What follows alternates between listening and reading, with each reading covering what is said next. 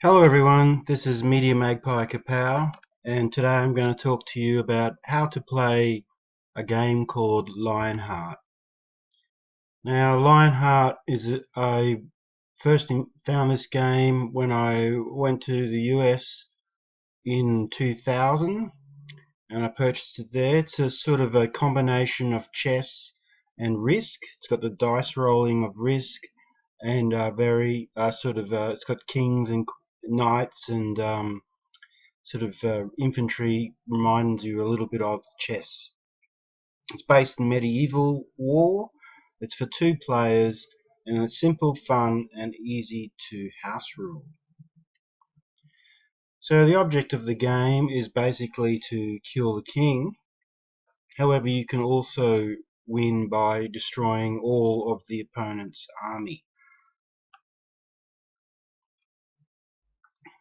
In the game you get a board, which you can see down here, and then you have the 4 dice and 20 of these green bases, pennant pole, which is this, you see the flag there, plus the 2 rule books. I really like that you get 2 rule books because it means that each player can have their own rule book. So there's 2 sides, gold and silver, and the basic army consists of a king, 2 knights, archers and infantry. There are other forces that you can use, such as heavy infantry, peasants and mercenaries. So the king, so every force that is on a horse moves the same, and that is, it moves like a rook in chess. So it can move in a straight line as far as it wants. However, the main difference between the horses or the cavalry and rooks is that they must be facing the direction in which they run. So turning the troop is actually one of the actions that you can take during your move to set up this run along with the horse. Knights are basically like the king, but as you can see there's 2 of them in the piece. So the king and the 1 knight both take 2 hits to kill. So essentially, to get rid of, you've got 4 dice, and you roll the dice to get hits, and you need to roll 2 of them to get rid of the king, or 2 of them to get rid of a knight. And that's what I really like about this game. Whereas in chess you're trying to just pin the king down, and if the king gets in checkmate you lose. In this game at least the king can fight back. So the other pieces of the army are these infantry here, and they basically move 1 space in the direction they are facing, and they when you roll a dice they hit when they roll a battle axe. The archers, they can shoot in a 3x3 square in front of them, and they hit on arrows, but they move like infantry, everything that's infantry moves the same way, which is 1 square in the direction that they are facing. Or, by the way, you can only attack in the direction you are facing as well. So some of these extra forces, one type is the peasants. The peasants are actually one of the strongest forces that you can have, because they hit on both axes and arrows. But the main thing about them is that they panic. So one of the when you have the 6-sided dice, 3 of its faces are battle axes, 2 of its faces are arrows, and one face is a panic. And the peasants panic for every that means they run away 1 space for every panic that they roll. Now, on the face of it, that may seem like it's bad, but actually it keeps them alive longer because they run out of battle. It's because so that combination of a lot more hits when they do hit, and then running out of battle to make them harder to attack, it really makes them a powerful troop. The mercenaries, like the they attack very strong. So for every, you only get 2 mercenary figures per base, but each mercenary figure rolls 2 dice to attack, and they cause other people to panic. So if you that can be quite devastating. However, they only take 2 hits to kill, which I think makes them quite weak. And the other thing is that um, if you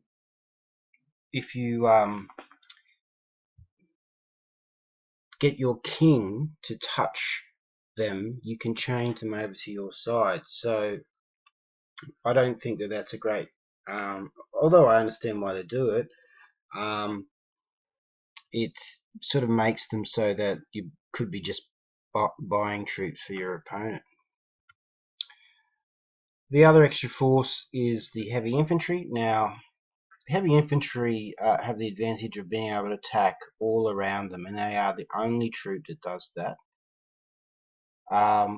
The bad thing about them is that they move slowly, so just moving forward or turning them makes them is the full turn.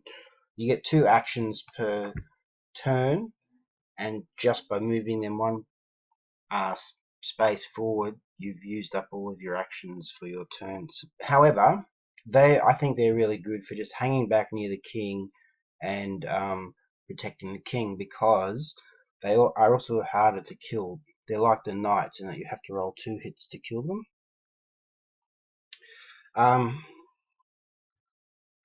So the basic setup, you get the king in the middle, the 2 knights, then the archers, and a row of infantry.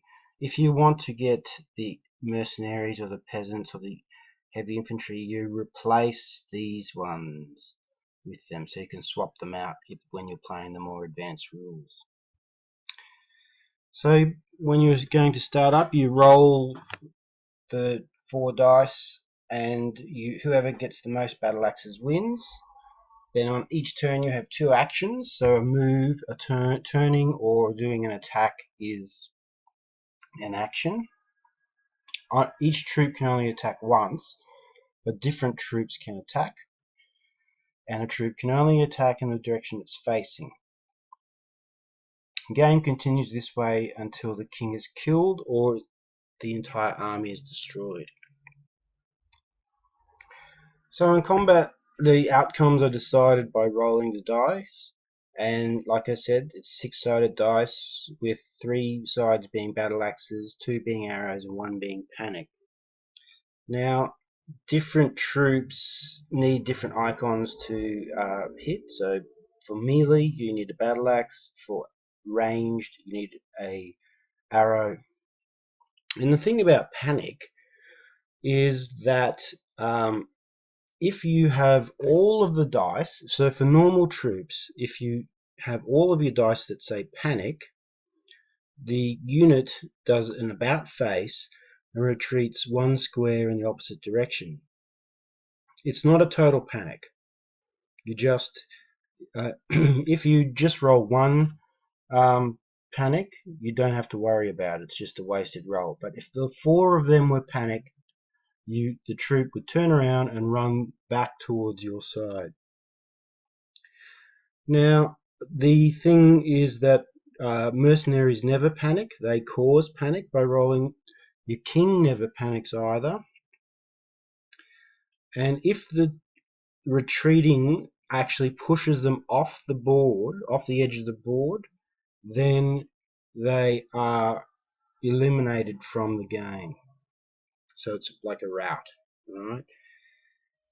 Also, you you have to be careful with if you panic and turn and run into your enemy or your own king, the retreating unit is eliminated. So panic is definitely something that adds another dimension to the game. And the thing is about the peasants, when they attack and they panic, they will run one square for each panic they roll. So if you roll 3 panics, it's 3 squares. So you do have to be careful with them so that they don't run off the board. So the pros about this game is that it's easy to learn, but so young children can learn it, but it's also capable of some very complex strategy. It's a good introduction to other strategy games, and it's very easy to house rule. So you could add new troop types or magic or whatever you wanted to do. My main peeve with this game, and basically I love this game. I love the actual game itself, but the figures are very brittle and break easily. You may notice that some of my photos, you can see that the pieces are broken. You have to be so careful with them. The other thing is there's no terrain to like hills or forests or forts or anything like that. But maybe you could house rule that. And I think that the peasants are slightly overpowered, while the mercenaries and heavy infantry don't seem to be worth it. So if you've liked this presentation, I will do more on this game because it is one of my favourite games. I'll talk more about the customized setup because the basic rules have a setup, but in the advanced rules you can put them wherever you want. There are also customized play rules and optional massive infantry rules, which we'll talk about later. I'll discuss some of my strategies for winning and setting up, as well as some house rules that we've done in the past. Well, thanks for listening. I hope you've enjoyed this. If you've liked it, please like us up top so that we know to keep making stuff like this. And if you want to keep in contact with us and up to date with everything that we're doing, please subscribe. If you have any questions or want to share any house rules that you've had playing this game, please let us know in the discussion below. Thanks a lot, everybody, and see you next time.